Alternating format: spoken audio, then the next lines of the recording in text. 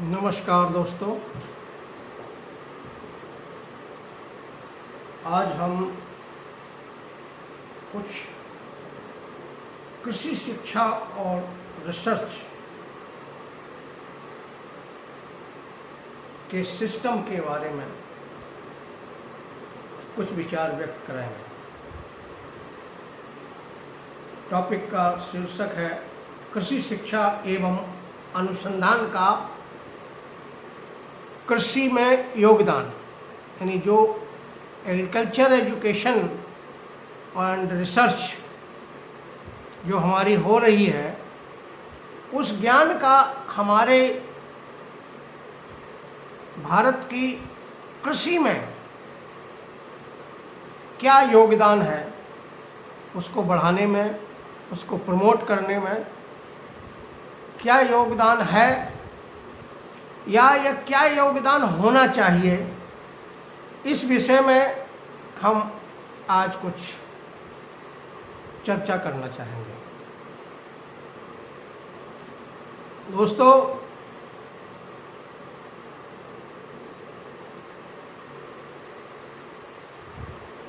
जैसा कि आपको पता है कि भारत एक कृषि प्रधान देश है। भारत की आमदनी, भारत की इनकम, भारत की आर्थिक स्थिति कृषि पर निर्भर करती है और इस वजह से कृषि को प्रमोट करना, कृषि को बढ़ावा देना हमारी एक जिम्मेदारी बनती है। दोस्तों,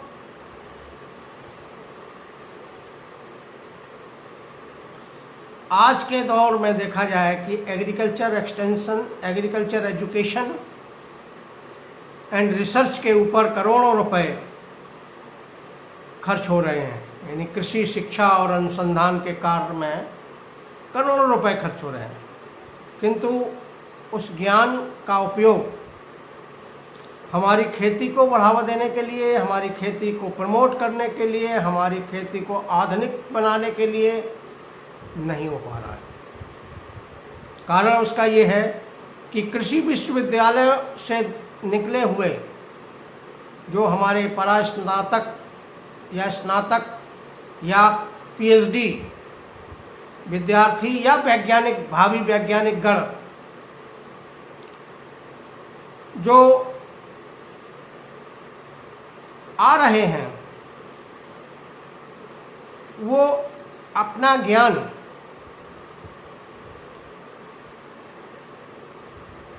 उस ज्ञान का उपयोग खेती को बढ़ावा देने के लिए नहीं हो पा रहा। कृषि विश्वविद्यालय द्वारा निकले हुए कृषि स्नातक या परास्नातक विद्यार्थी या भावी वैज्ञानिक कृषि के कार्य को स्वतंत्र रूप से नहीं करने के पक्ष में है। कोई भी ग्रेजुएट, पोस्ट ग्रेजुएट या पीएचडी होल्डर जो एग्रीकल्चर से निकला है, वो खेती का काम नहीं करना चाहता है। वो बहुत सारे दूसरे काम, वाइट कॉलर जॉब, ऑफिस के काम, यानी जिनको हम क्लर्क कह सकते हैं, एडमिनिस्ट्रेटिव वर्क, आईएएस ब्यूरोक्रेट्स बनना चाहता है या दूसरे काम में रुचि लेना चाहता है, परंतु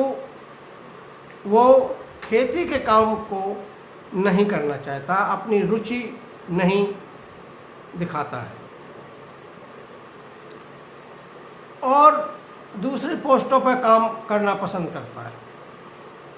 अगर सरकारी नौकरी नहीं मिली तो कॉरपोरेट सेक्टर में जाएगा, बैंकों में जाएगा, परंतु खेती के कार्य को बढ़ावा देना या उसमें भागीदारी सुनिश्चित करना पसंद नहीं करते। ये हमारी शिक्षा नीति की कमी है। हमारे कृषि विश्वविद्यालय ने यह तय नहीं कर पाया है कि उन्हें कृषि स्नातक या कृषि परास्नातक किसान बनाने हैं जो हमारी खेती को कार्य में सहायक हो सकें तथा खेती को बढ़ावा देने में अपना योगदान कर सकें, या उनको एग्रीकल्चर या कृषि के ज्ञान से युक्त कृषि के कार्यालय या बैंकों में, फार्मास्यूटिकल्स में काम करने वाले या कॉरपोरेट सेक्टर्स में काम करने वाले बाबू बनाने। ये इस तरीके का मैंडेट, क्लियर कट मैंडेट हमारे एग्रीकल्चर विश्वविद्यालय या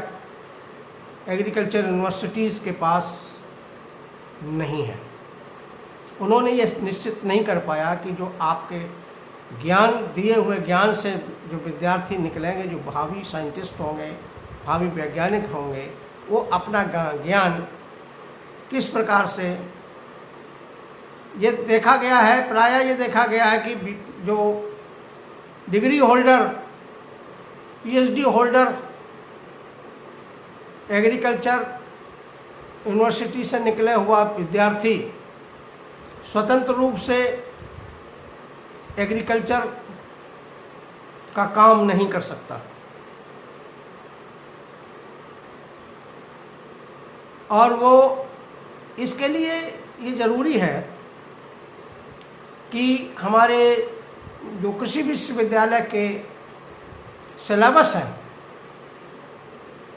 उनको रिवाइज किया जाए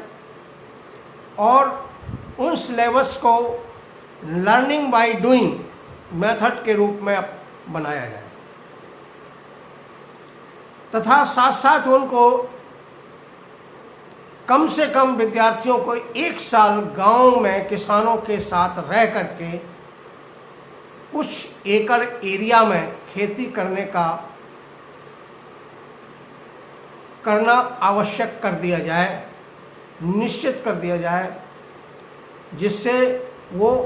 किसानों के साथ में बैठ करके किसानों की अपनी आर्थिक, सामाजिक, राजनीतिक या नीतियों वाली सरकारी नीतियों की से संबंधित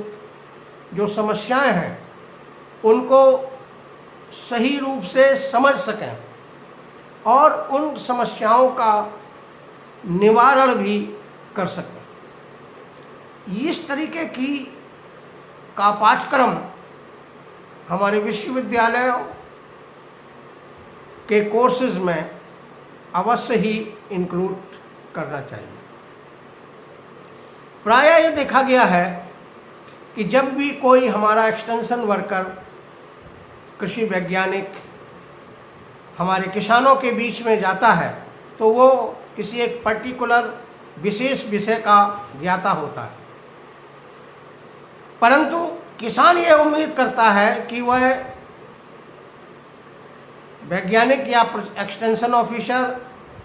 उसकी सभी आर्थिक, सामाजिक, राजनीतिक, नीति संबंधी समस्याओं का निवारण कर सके। यानी इस प्रकार की क्वालिटी एक सक्षम कृषि प्रसार एवं प्रचारकर्ता में होनी चाहिए, जिससे वे कृषकों को वहाँ पर संतुष्ट कर सकें। और ये तभी होगा जब हमारा विद्यार्थी वैज्ञानिक बनने से पहले किसानों के बीच में रह करके उनकी समस्याओं का अध्ययन करेगा, स्टडी करेगा और उनको दूर करने के लिए सोचेगा।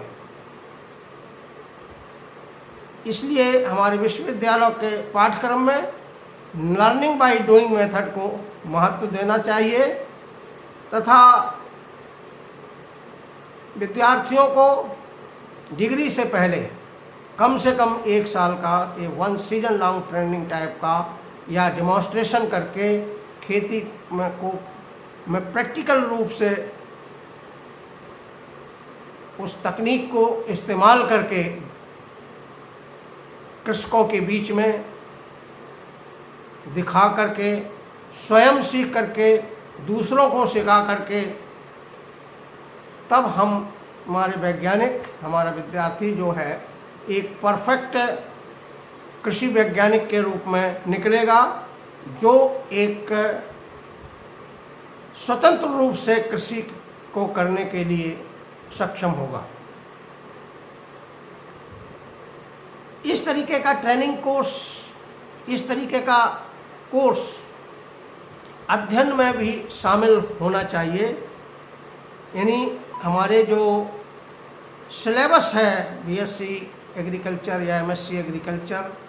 उनके सिलेबस में किसानों की समस्याओं, चाहे वो आर्थिक समस्या हो, सामाजिक समस्या हो, इकोलॉजी की समस्या हो या नीति संबंधी समस्या जो सरकार से होती है, इस तरीके की समस्याओं के बारे में सिलेबस में भी इंक्लूड करना चाहिए, जिससे और इन समस्याओं के लिए हमारे विद्यार्थियों को डिग्री लेने से पहले कृषकों के बीच में उनका प्रैक्टिकल अनुभव करना चाहिए। तभी वह वैज्ञानिक हमारे देश के कृषि को बढ़ावा देने के लिए, प्रमोट करने के लिए एक अच्छा वैज्ञानिक सिद्ध हो सकेगा। धन्यवाद।